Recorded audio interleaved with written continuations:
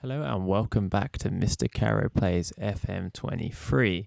Now today we're going to talk about transfers and in particular making the most out of the clauses that may already be in the game when you start a new save. Now for my save in the Dutch Premier Division, I'm in my third season and I have got them promoted into the top division.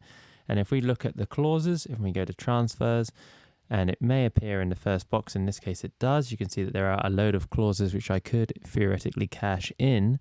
To see these in more detail, you can go to clauses, and then you've got both your out clauses and also your in clauses. Now, when we look at in clauses, we are looking specifically at the ones with the pound or the currency symbol next to them.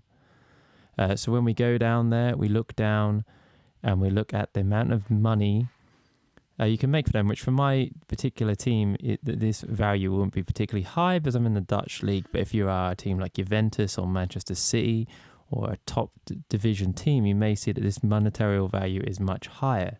Now, if we were to cash in these clauses, you will be able to actually use that within your transfers. So in theory, you could use this to build up your transfer budget, if you like. Now, if we look at this guy here, for example, if I was to cash in this clause, I would be cashing in the clause of 20% of the profit of the next transfer. Now, for me, I wouldn't say this was necessarily worth it. However, it is worth keeping an eye on these clauses because players like this guy here, for example, he was signed for 1.9 million. His value could decrease. And if it decreases it up to a certain amount, then obviously you are not going to make that amount of money back.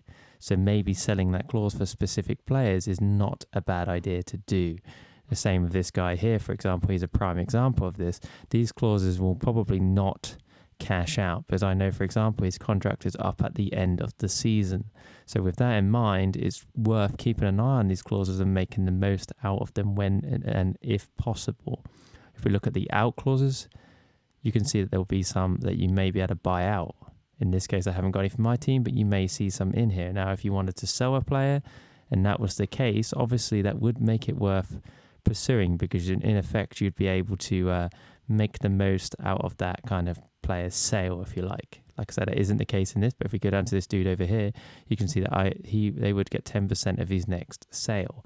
That being worth 2.4 to 500 million pounds, that is a decent amount that would have to be paid up. So if that came up and that was under that value, then it would be worth me exercising that clause. Now, if you like this video, please give it a like and subscribe. Hit that notification button to see more videos. Thank you and goodbye.